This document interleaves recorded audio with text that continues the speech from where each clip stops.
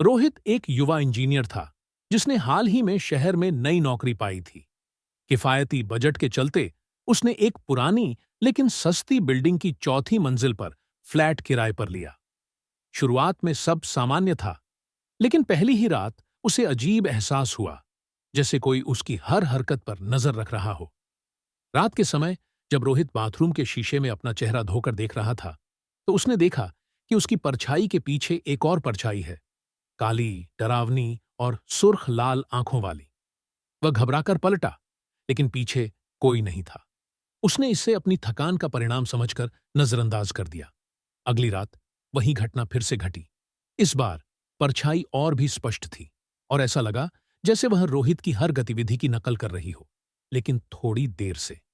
रोहित का डर बढ़ता गया, लेकिन उसने सोचा कि शायद यह उसकी मानसिक थकान का नतीजा है।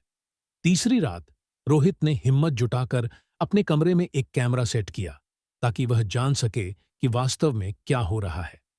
रात के 3 बजे उसने कैमरे की रिकॉर्डिंग चेक की। जो उसने देखा उससे उसकी रूह कांप उठी।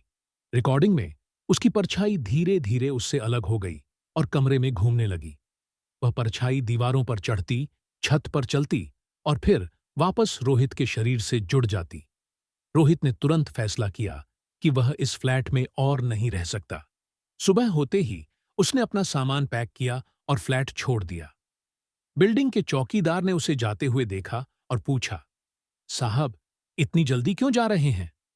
रोहित ने संक्षेप में जवाब दिया, यह फ्लैट मेरे लिए नहीं है, और वहां से चला गया।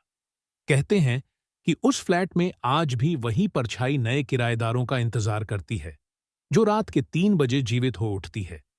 जो भी वहां रहता है उसे उस परछाई का सामना करना पड़ता है, और अधिकतर लोग कुछ ही दिनों में वहां से भाग जाते हैं।